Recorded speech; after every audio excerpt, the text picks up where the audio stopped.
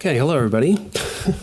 So I think what I'm going to do is, because this work itself is incredibly sort of complicated and there's a lot going on, then I'm just going to start this sort of video flyover. And it's a little, okay.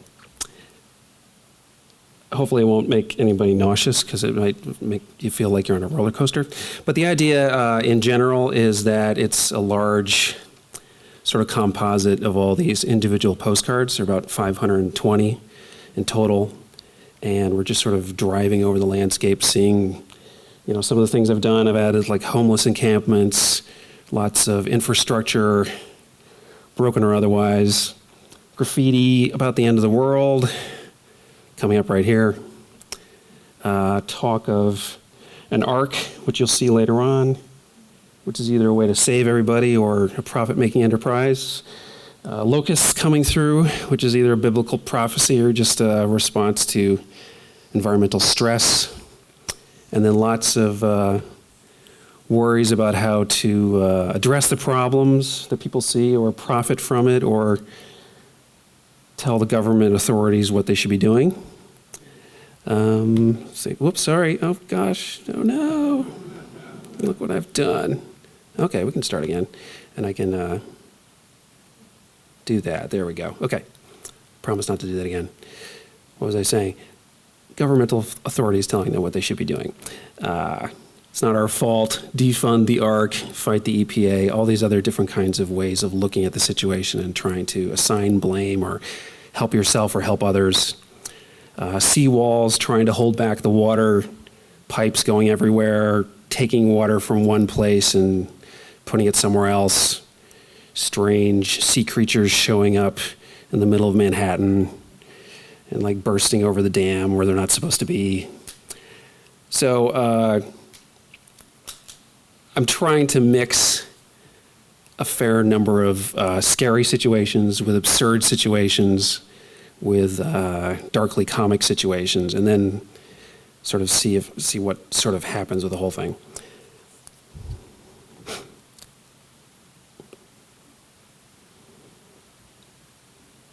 So we've got overgrowth of like invasive species, we've got tornadoes coming through, got climate refugees, stuff like that. After this little video, there's going to be some slower stuff where I'll sort of go through the topics one by one. Fires in California or wherever. It's a little bit like mansplaining fire. Sorry, it's one of my favorites. I can't pretend to have intended to do it that way. It just sort of turned out like that. So as a general exercise for this work itself, it was sort of a matter of stitching together lots and lots of different individual pictures, each one containing its own little view of the world, and putting them together in a somewhat coherent but also sort of spinning apart and gradually, it's like quickly disintegrating kind of landscape.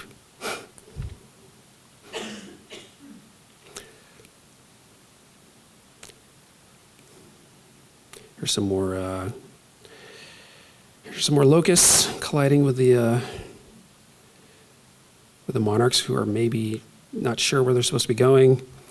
Some advertisement, another road sign for the Ark, and here's the Ark coming up, long promised, much advertised. And here we are at Alcatraz Island, which I don't think you can see it, but it's been turned into condos, flood-proof, secure luxury, blimps telling you to repent and think about your life. And then a hail of frogs coming out of the tornadoes. Again, another sort of pseudo-biblical kind of reference, or just simply the fact that frogs are, as other amphibians, are a canary in the coal mine in terms of chemical pollution and things like that. Extra legs and stuff like that. And then we're just sort of going to pan out to the whole thing.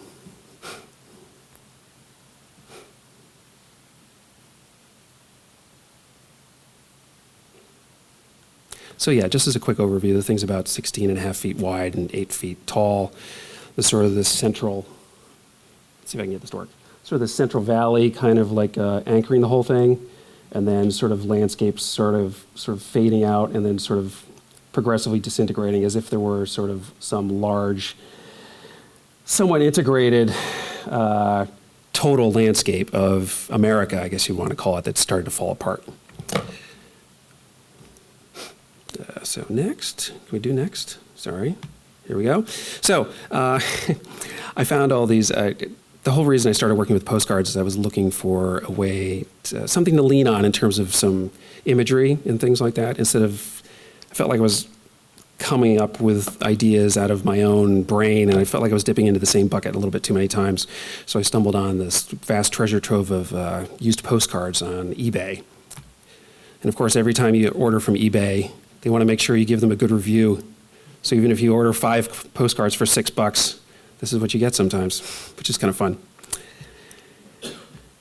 And then what I'm doing is I'm cutting out little bits and pieces of paper to sort of represent the interventions I'm doing, and then later on painting them in so they're nice and believable and sit in the older printmaking kind of, the postcards that were made at this period in the early 1900s are like lithography over black and white photography, so you can paint on them and have them be believable, which is something that I want to, stick with.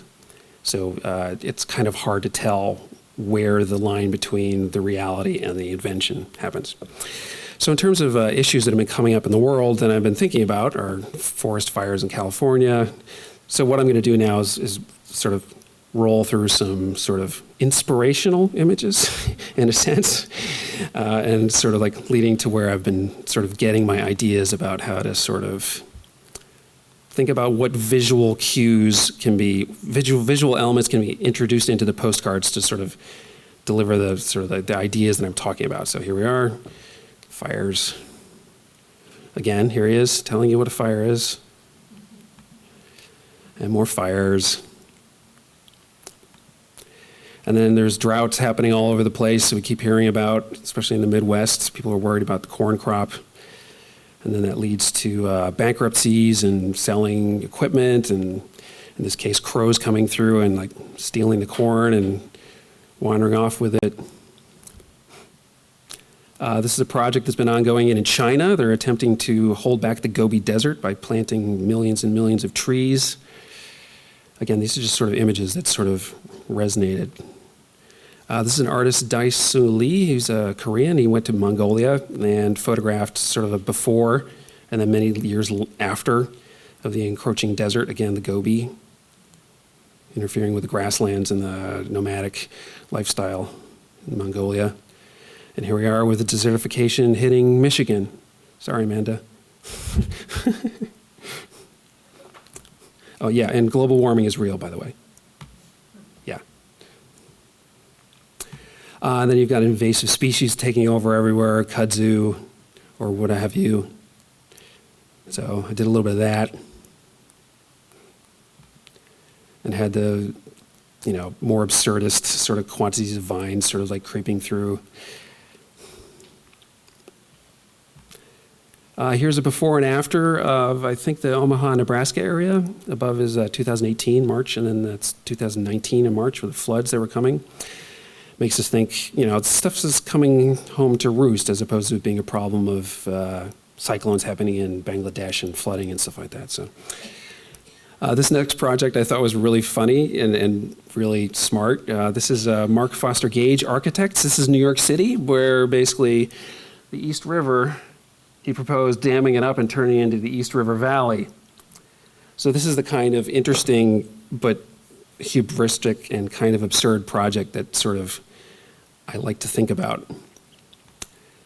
And just also images of infrastructure everywhere, water pipes, oil pipes, and how they sort of make modern life possible, but they also very vulnerable to leaking. And they also make a scar on the landscape. And so here we are with all the infrastructure being introduced into the postcards themselves, and they're either solving the problem or contributing to the problem. I'm very ambivalent about the idea that large infrastructure projects are the way forward or not. I'm not really sure about that. I just sort of throwing my ambivalence into the work itself.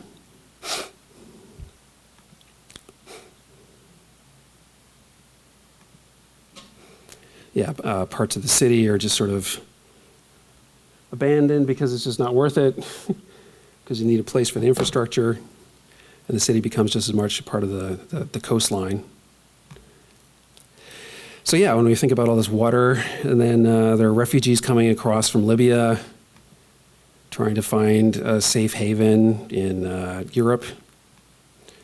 We might find ourselves in the same predicament. Every time there's sort of a natural disaster, the highways get clogged.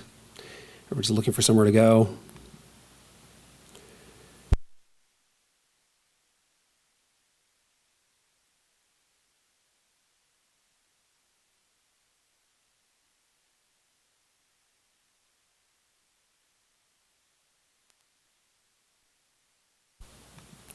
So this, I have to apologize, I can't remember which country this is, and I lost my notes, but it's some sort of refugee camp. Internally displaced people is something you hear about when there's a natural disaster in Africa or something. But we have our own version of internally displaced people. This is the Astrodome in Houston after Hurricane Katrina. And here are some, possible homeless encampments across, lost our homes in the flood. I mean, we're going to start seeing this kind of thing where people are sort of permanently uprooted and forced to sort of camp by the roadside.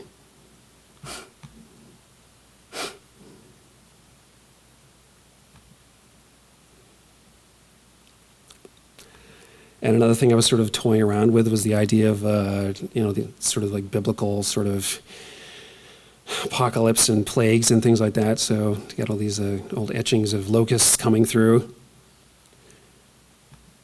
And locusts are a real thing that happen when there's environmental stresses, and they start to do their swarming and sort of wreak havoc upon agriculture.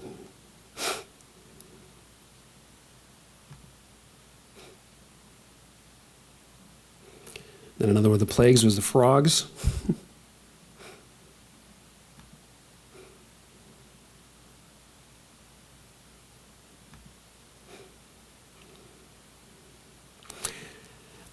And another one of the elements I wanted to sort of play around with after I finished with burning and flooding and, pummeling us all with various alien invading creatures. Something that you saw with some of the banners is the idea of people's responses to things. And I thought that graffiti was an interesting sort of idea because we're starting to have protests about the environment, and I thought that, graffiti would be an interesting way to visually represent people's conflicting opinions and sort of objections to what's going on. Here's Banksy, for example.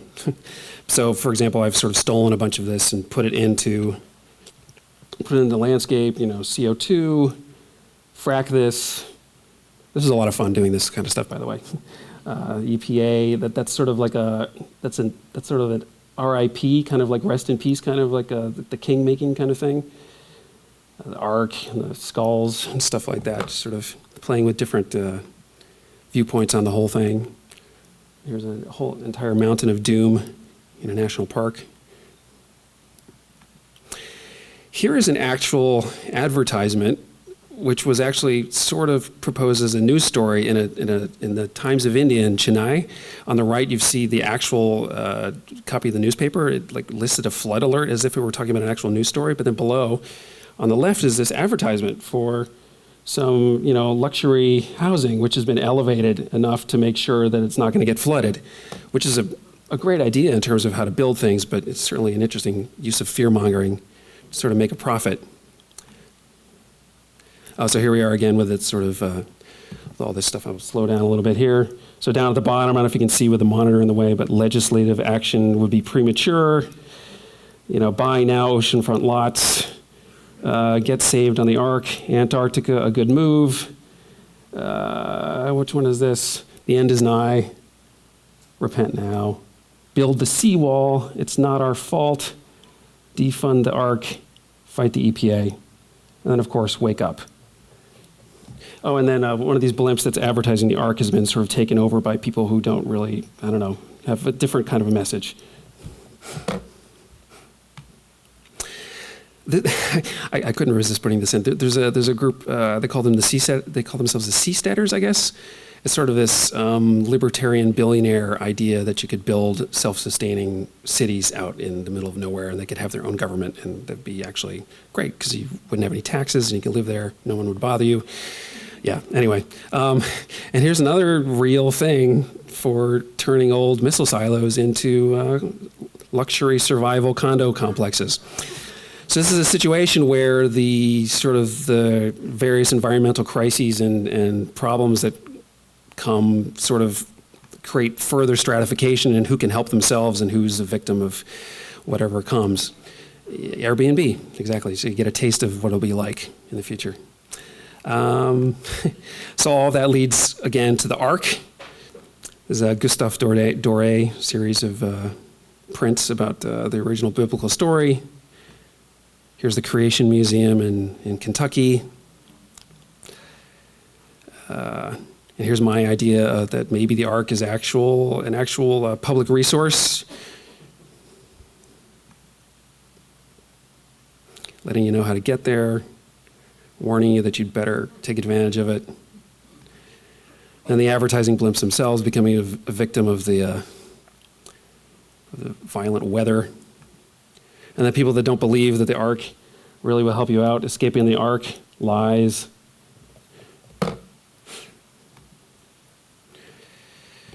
And then here we are back at that ruined city. Hey, where's my Ark? The ozone, graffiti.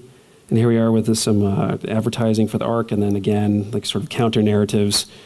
And some people sort of camped out with a trash barrel burning to keep themselves warm because they can't afford a ticket. There's the Ark again. And this is just a quick stop motion, putting the whole thing together. This is at the North Dakota Museum of Art.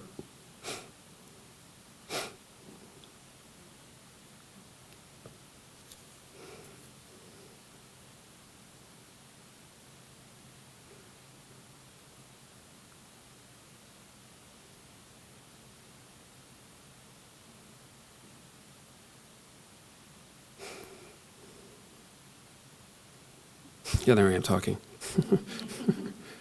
Laurel Reuter, the director of the museum, was in there briefly. She deserves props for inviting me out there. And that's my little whiz-bang presentation. Now Josh is going to ask me some substantive questions, I believe.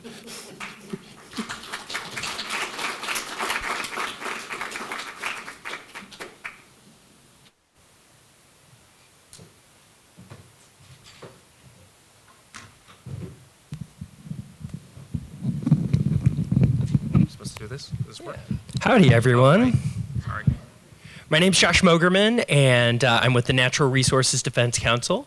For those of you who don't know the group, we're one of the original big green groups. We've got 3 million members nationally. We engage in policy debates and campaigns on a whole variety of issues.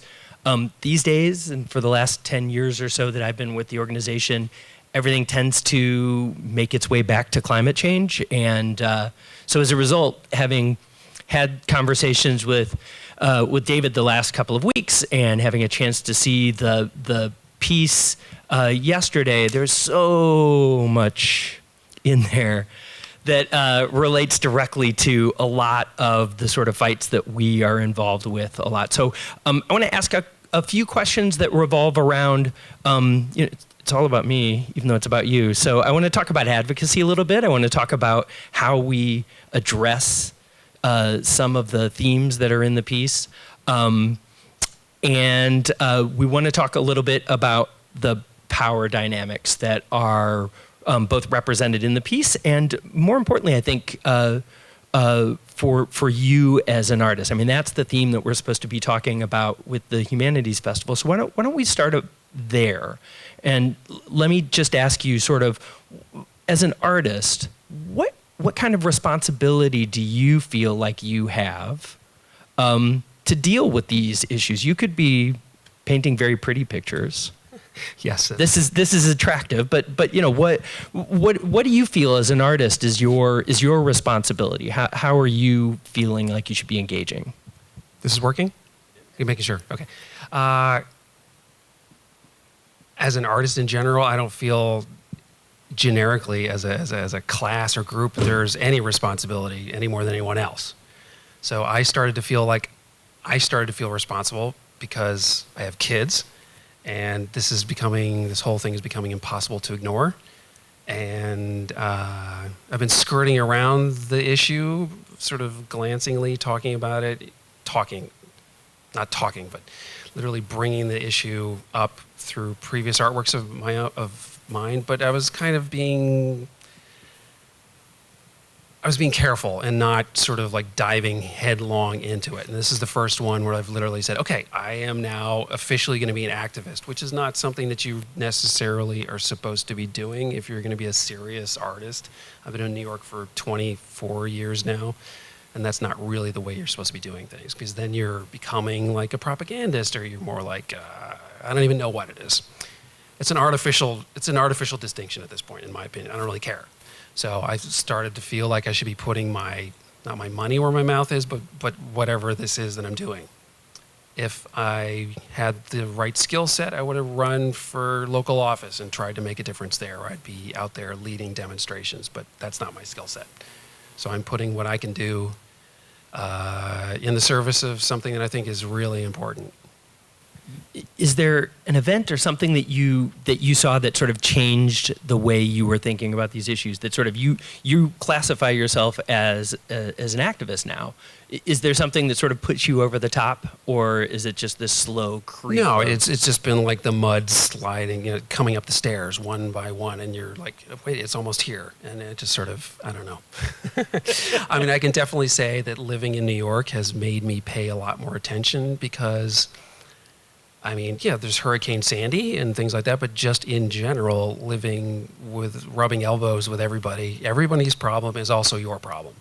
Whether it's about the trains or housing policy or taxes or things like that, you start to be more conscious of the collective need to solve problems. I don't know.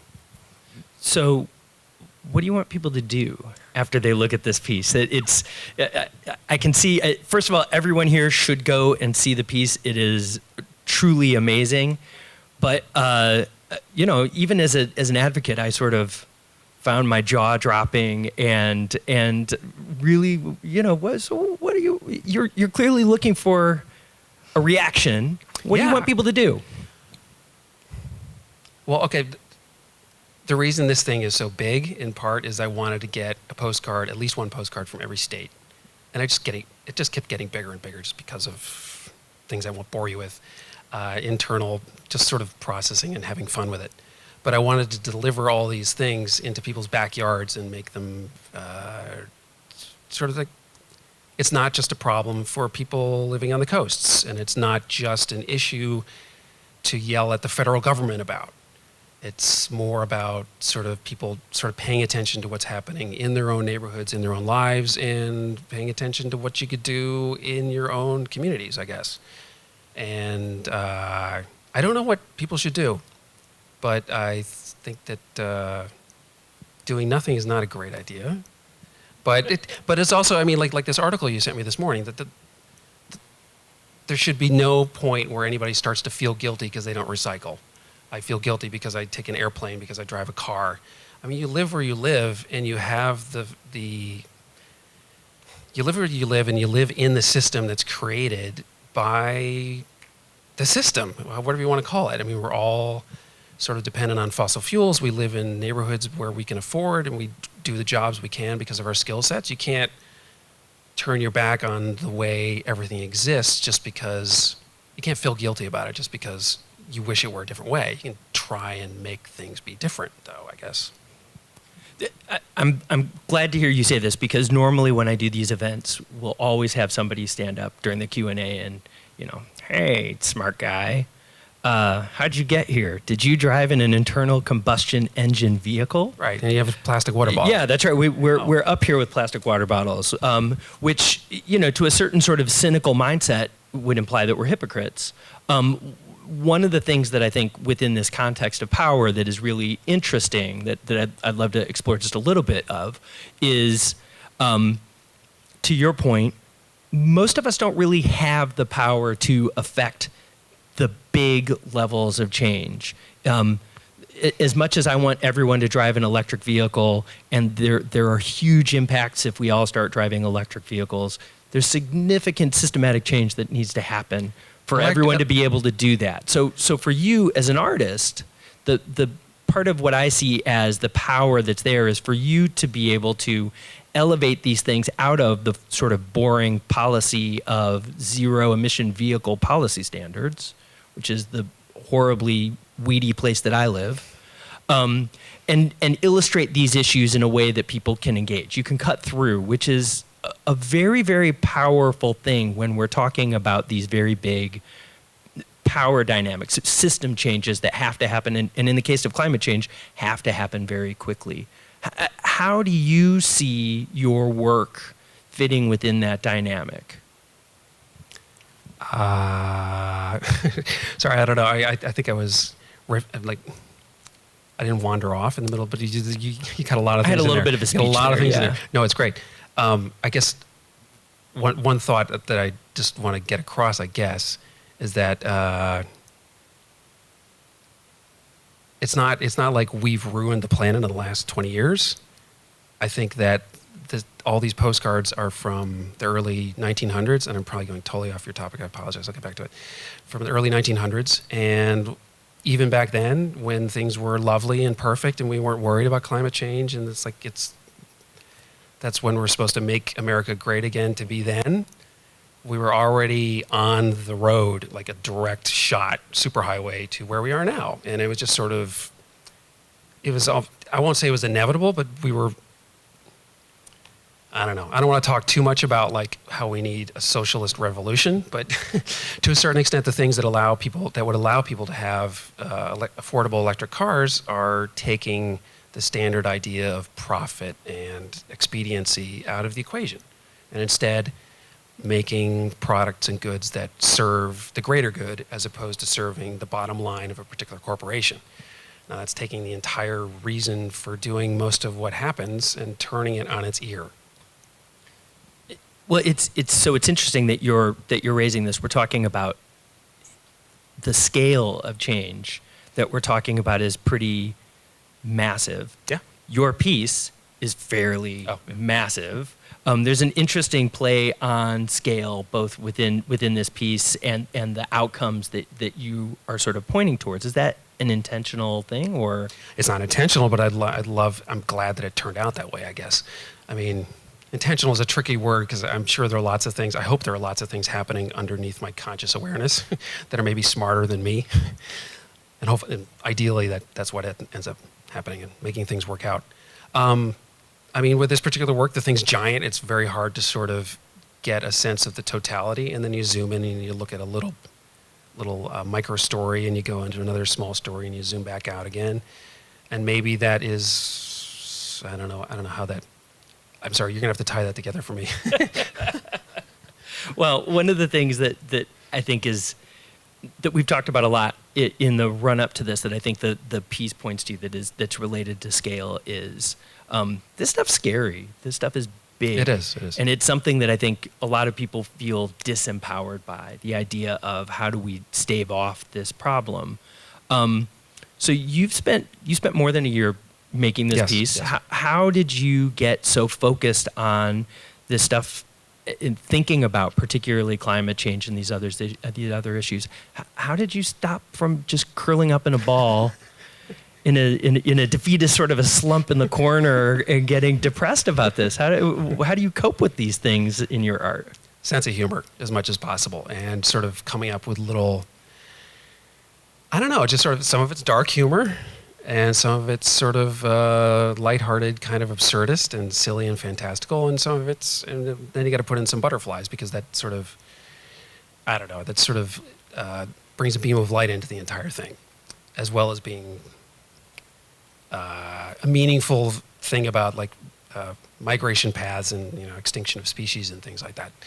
I don't know. I guess it's just sort of the love of drilling into each one of those little vignettes and trying to evoke something out of it, and thinking about the places and the individuality of the cards and individuality of the towns and the stories and the houses and things like that, and trying to sort of come up with ground level stories, that I'm inventing about terrible things and people's responses to them, but like there are a lot of individual little narratives. There's like a house, and clearly there's a lot going on with flooding, and there's mud everywhere, and someone has said, hey, leave my house alone, I'm still living here, kind of thing.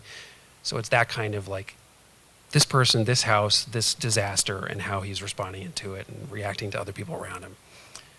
So it was doing it, like card by card, story by story, instead of it being like an asteroid heading to the Earth. Is there a musical score to the apocalyptic, dystopian sort of screenplay going on in your head that you're transferring into these cards, or is it scary in there? I don't know. Like I said, a lot of this is kind of subconscious. I don't know. I'm sorry. It's okay. I think some of the pieces to me that are the both the most funny but also the most sort of interesting and engaging are the ones that are also a little absurdist, that are, it's one thing to be talking about forest fires. We can all see those on the news, unfortunately, right now. Yeah. We can see flooding in the news right now. We don't see the Kraken's tentacles coming up out of the, out of Lake Mead or places like that, or the Sulaks, I think, was another closer place where you have those. Where do those come from? Is that a horror of what's still to come, or? Maybe a little bit of it. I mean, it's partly like animals being in the wrong place at the wrong time because of shifting ocean temperatures and things like that. And also, like, when you look at the old maps of the new and the old world, and like, here be monsters, like the old sea monsters out in the middle of the ocean, where people just had this like unreasoning fear of the unknown and what was out there lurking, waiting for them, and how that kind of sort of playing around with that fear of dangerous, vengeful nature, I guess, but making it funny, I guess. Maybe this is a weird place to go after funny, but there's a lot of biblical themes in the piece. You have the ark, you have the plagues. I'm going to venture you're not necessarily a deeply religious guy. No, I'm not. No. Where does that come from? I think I kind of felt like I couldn't ignore it because there's a lot of interesting tie-ins between like the plagues of Egypt and actual things that were going on in terms of environmental stresses with the locusts and things like that. And the ark is kind of a very interesting kind of save the world from disaster kind of narrative. And my way of doing it was introducing it and presenting it in presenting several perspectives on the fact that there is an ark being built. It's simultaneously something where I believe I'm conveying that some people legitimately believing this is something that needs to be done to save humanity or the earth or whatever. There are other people that are trying to sell tickets to it. There are other people saying that we shouldn't have government funding helping an ark being built. And it sort of centers around, I think there is an interesting sort of interplay between, what should I say, the complexities of oh dear. If man is meant to have dominion over the earth, according to the Bible, dominion is control and a hierarchical ranking, and also taking care of, stewardship. And I guess I was trying to sort of sneak that in there a little bit, just as something that I believe in. I mean, I went to church every Sunday up until I was 18. There were wonderful things that were happening in my church, and taking care of people and taking care of things and taking care of the earth is one of the wonderful things I got out of my involvement with the church back then. Yeah, and there's a growing sort of creation care kind of dogma that's making its way into a lot of churches nationally. that I think are a reaction to exactly that idea of dominion and thinking about it differently. Yeah, and I think I'm also honestly sort of trying to hit at this interesting fracture between like denial of science, being attached to some political viewpoint, and sort of where that all splits out and how there are very sort of complex contradictions in there. And, maybe we should be sort of thinking about things in a much more straightforward way. There's, I think it's fair to say there's a fair amount of cynicism in what you see in the piece. How do you, which I think is super fair, truth be told, but how do you, this is perhaps a follow-up on not curling up in a ball, but how do you keep your cynicism from morphing into nihilism? Personally, or in the artwork itself? I think in the artwork, but personally too. Yeah. Well, I mean, the artwork, it's a tornado, but there's some really silly things being flown around. It's kind of got this comical sort of, I don't know. I'm trying to sort of make sure as I'm making these things that I'm laughing at the same time. I'm depicting something that's potentially awful, and all I can say is that if I can keep going and leavening the darkness with some silliness, absurdity, or sort of, I don't know, maybe darker humor, at least I'm hoping that comes across, because I'm the audience for 99% of the time that it's being looked at, and then the rest of it is just sort of goes out into the world. So I'm hoping that if I can handle it, it'll work for other people too, I guess. I don't know. Sorry. Let's test that. So you mentioned sort of in the piece, there's a very prominent sort of a valley, and there is the sun is peeking out. Is that a sunrise? Is there it hope, is a sunset in reality, but if you can see it either way. So how do you see it? It says sunset, but I don't know. It could be a sunrise. It could be, sorry. The function in the piece, which is generally of a different tonality, grays, greens, blues, and things like that. And, there's like this lovely sort of sunset. Mm-hmm. It's either a sunset or a sunrise, and it's beautiful no matter how you look at it. So. And does that encapsulate your view of the future? Do you have hope for taming some of these? Yeah, and I put that thing in there, and I was like, whoa, what is that doing there? And I said, I have to leave that in there. It looks amazing. Visually, it helps. It also changed the tone of the entire thing to a certain extent.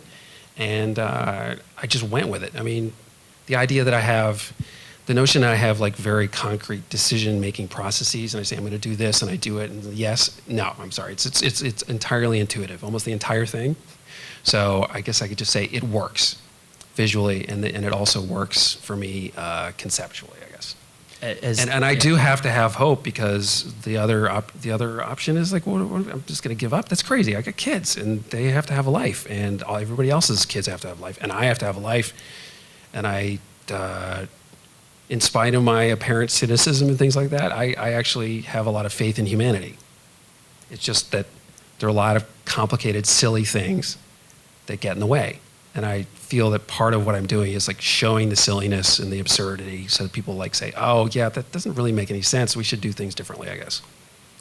As somebody, on the front lines of the fight on climate change, I think those are the themes that are really, really important for us to all take away. And so as somebody who sees my work in the things that you're depicting, thank you for that. I think we all need to be able to have that positive outlook. And I think that's a really good spot for us to turn the house lights up. Sure. And open the questioning up for all of y'all. David has good thoughts. What do you want to ask? You can ask him questions too. Am I calling people here? Go ahead. Oh, we have mics. Yeah. Oh yeah, are we going to follow people with mics? Is that what we're going to do? Yeah. Sorry, I'm talking to her. Oh, I'm sorry. Yeah, there you go. I'm sorry. Yes. All right. You have children. What is their reaction to your art there? Well, my 15-year-old son, nothing's cool enough for him. I mean, he's a good kid, but nothing's cool enough for him. So I have to take him out of the equation. But my daughter, she's 11. She's got the bug or disease of making things, which is great. I don't know. I mean, she has sort of, it's just part of their life because they live in New York City, and there's the climate march, which they went to, and they were sort of responding to it. And it's part of the air they breathe. I mean, it's like the one fish says to the other, like, how's the water today? And the other one says, what's water? Because it's just part of, I'm not dodging the question, but I think it is part of the environment that we're in. And so we went to the climate march. She didn't actually see Greta Thunberg speaking there, but then she wanted to see it later. So we played it for her on the laptop. She's like, whoa, she's amazing. I can't believe, how does she say all that stuff? That's really great. What are they thinking? So yeah, it's there and it's in their heads. So I don't know. I try not to grill them about it because then they get to feel self-conscious about it, and then it becomes me telling them what to think. I don't know. Yes? Hey, thanks for the talk. Could you tell us a little more about how the method for adding your artwork into the postcards? You kind of touched on it. Oh, sure, yeah. I know, my presentation was a little scattered, sorry. I mean, practically speaking, I'm taking postcards, almost all of which have a horizon line. So, you could literally take thousands of postcards and just run them around the room, and they connect together visually if you lined them up right. As soon as you start stacking them vertically, it becomes more complicated. So you have to sort of get them to hold together. And then what I'm using, the postcards themselves, maybe this is more appropriate, are from 1903 to 1939, I think. And that's the time before really good color photographic reproduction for Kodachrome. So these are like really high contrast black and white negatives printed, and then they did lithographic prints. So they're like anywhere from 10 to 20 colors overlaid, where there's an artist like drawing in the clouds and doing the stippling of all the different blues. So the end product is a fairly aestheticized version of reality. So then, therefore, you can go in with gouache, which is what I'm using. It's a very flat, opaque watercolor. And I can believably paint in there without it looking like paint on photograph.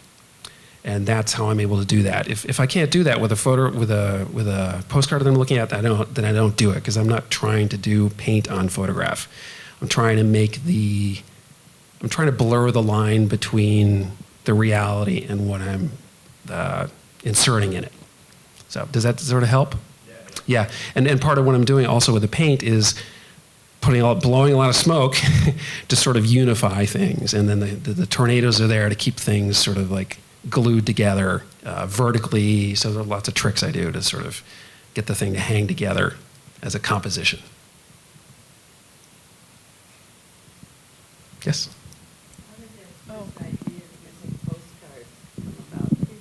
How did the first idea of using postcards come about? Throughout my life as an artist, the way I've usually come up with things is I listen to a lot of music, I listen to a lot of talk radio, I read a fair amount of news, and I'm sort of writing down ideas and thinking of images that sort of chain odd things in the environment, the news environment, and I'm sort of like putting these things together and coming up with an artwork. And that's fine, it's great. And then I started to feel like I was just dipping into the same bucket over and over and over, and I got a little tired of it. So I thought I should get some help, some visual help. And I went through a couple other ideas of things that were just not practical. And then I just stumbled on postcards, because I think I was looking for old oil paintings, just like really cheap reproductions that you could buy and then sort of insert things into. And postcards turned out to be a much more abundant, inexpensive, and therefore low threshold of risk. So I could buy hundreds of them for not a lot of money. And then each one has a story. It has a place, it has a time, it has a kind of a thing that it's trying to convey. And you can do something to that, which will ride on the existing story or contradict it, or it just really worked out. It was very inspiring. It allowed me to sort of have a whole bunch of these out on the desk and sort of choose this one and run with it. And if it didn't work out, I could just sort of not worry about it because I spent 20 cents on the postcard. So it was really great. It really re-energized what I was doing in a good way and sort of expanded what I was thinking about, I guess. Yes? What is your next theme or project that you focus on? What is my next theme or project? Where do I go from here? It's all climate change all the time. In my own head. Literally right now in the studio, there is sort of a miniature cousin of this project going on. If you look at that double door right there, and imagine them as doors to a freight elevator in an old office in New York City, someone's commissioned me to do that. So I'm doing postcards on that. It's different configuration, but it's the same kinds of things, like the locusts and the same kind of notions, same sets of kinds of postcards and something like that. And I am working on doing animations, which I didn't want to bulldoze you guys with like lots and lots of stuff that I'm doing because it's much more important to have a conversation. But I do animations based on these postcards too, where more like stop motion kinds of things. I mean, anybody who saw the old Monty Python episodes with all those cut paper kinds of things, it's that kind of visual aesthetic without all the, ridiculousness of a sort. So I do those too, which I'm having a lot of fun with. I've gotten some into some film festivals like the Ann Arbor Film Festival, which is really great. Can I ask I just want to ask a follow-up because I think it's interesting. What the business needs in the collector world aside, I see. I've gotten no. There is no value to be extracted from pretending to know what people are going to want to buy. So,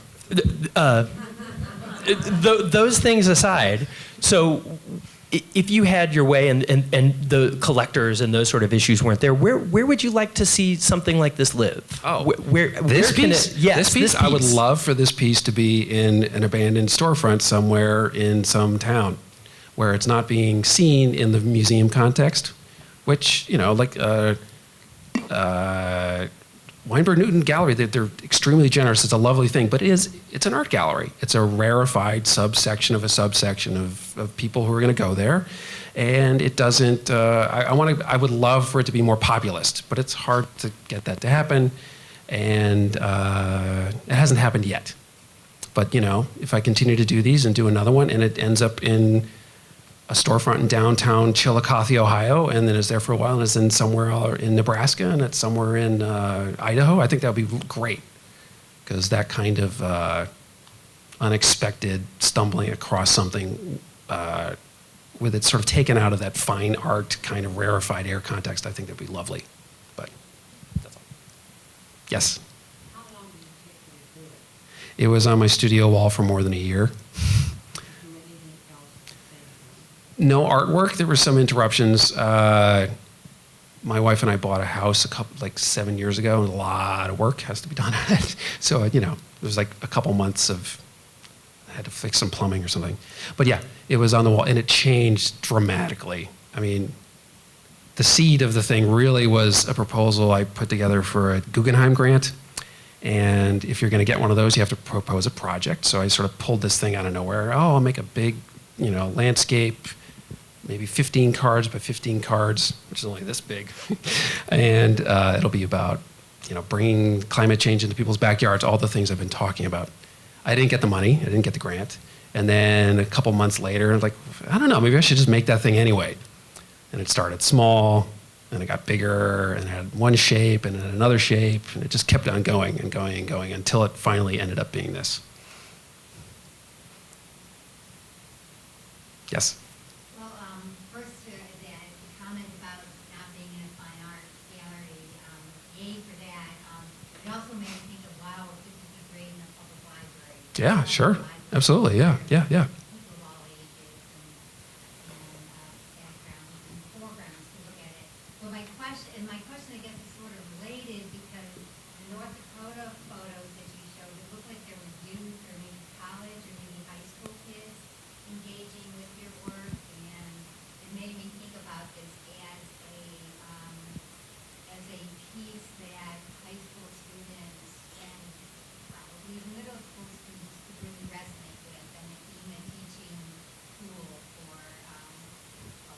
Yeah. I mean, the North Dakota Museum of Art is on the campus of University of North Dakota. So yeah, they were college students that were coming through. And yeah, those are all great ideas. I don't know. We did that too. Yeah, that's right. University students, high school students. So. Oh, sorry.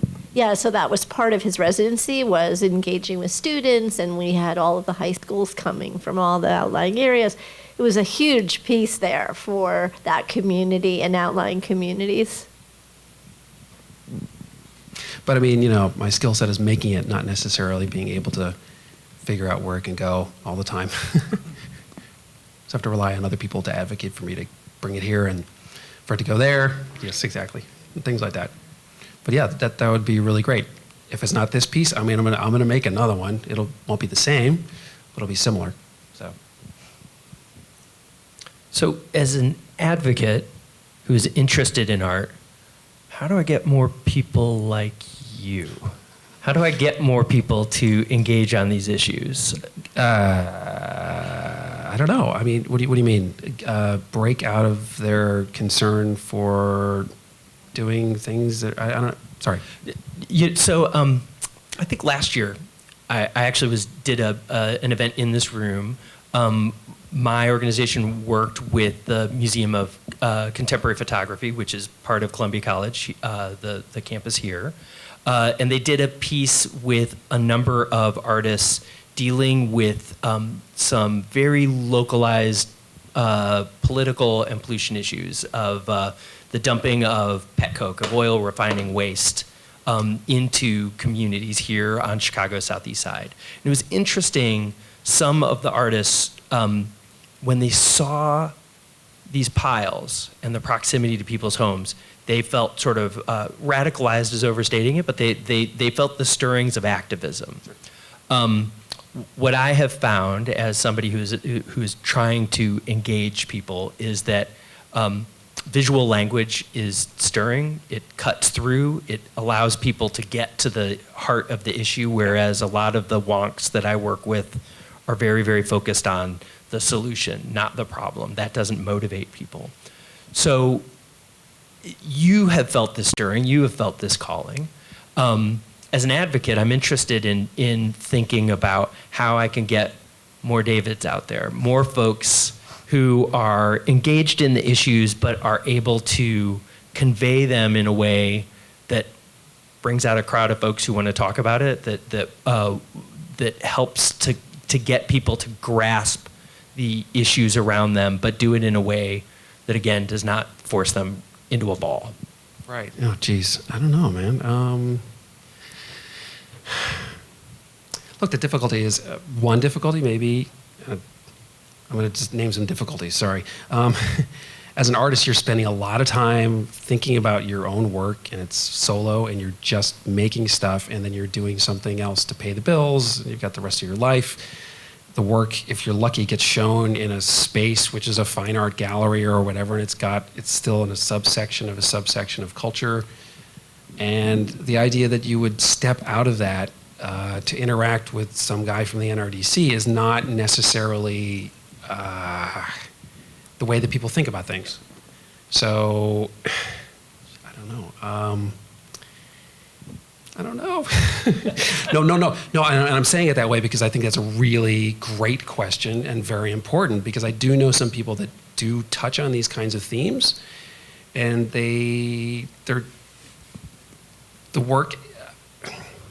ecosystem that artwork exists in is artist, studio, collector, gallery. And there's, if you're lucky, you get all of those. If you don't get the gallery and you don't get the collector, then it's not as great. But I mean, like, trying to break open that ecosystem and expand it a little bit without it just sort of getting diluted from the artist standpoint can be tricky. So I don't know. Sorry. See, I think that it really has more to do with us institutionally, as humanities institutions, and people that are moneyed and can actually help to organize people around these issues, because we can enable people like David and other people working and make those connections as well. But oftentimes we get so siloed. And I also think that we don't take ourselves as seriously as we should in terms of what power we have. Speaking of power, that we may not be a political system or we may not be an economic system, but historically, humanists, scholars, writers helped society determine what mattered. And I think that as humanists and humanities organizations, we need to come together to take that power. But just the very fact that one of your colleagues reached out to me back in February after the New York Times article came out. Well, by the way, thank you, Lawrence Weschler, who's I'm going to be seeing in a little bit. It called me out of the blue and said, "Hey, we'd love to put your thing in the NRDC online arts thing. I have no idea. I know that you guys exist. You're doing great work. I had no idea that you had an art section that was, doing all kinds of great things. So just the fact that that exists." And then some guy from Outdoor Magazine, I can't remember exactly, also called and wanted to do a sort of a riff off of that. This is like a wilderness exploration magazine for people who want to go and do rock climbing or go on like long excursions out into like the backcountry. I had no idea that existed. So honestly, if you just tap people on the shoulder and say, "Hey," then at least, so now I know that exists and I can advocate to people that I know that that's something that exists and they should think about doing things and interacting with organizations and things like that. That's something. So it sounds like, as an advocate, I need to be banging on the New York Times to make them cover your art more, and banging on funders to make sure that they pay for it. So more institutional change. I think at that point I'm getting the signal that it's time for us to close up. Do we have time for one more question from the audience? We do. Who wants to bring us out on a positive note that is not overwhelming about the change of the world? Yeah.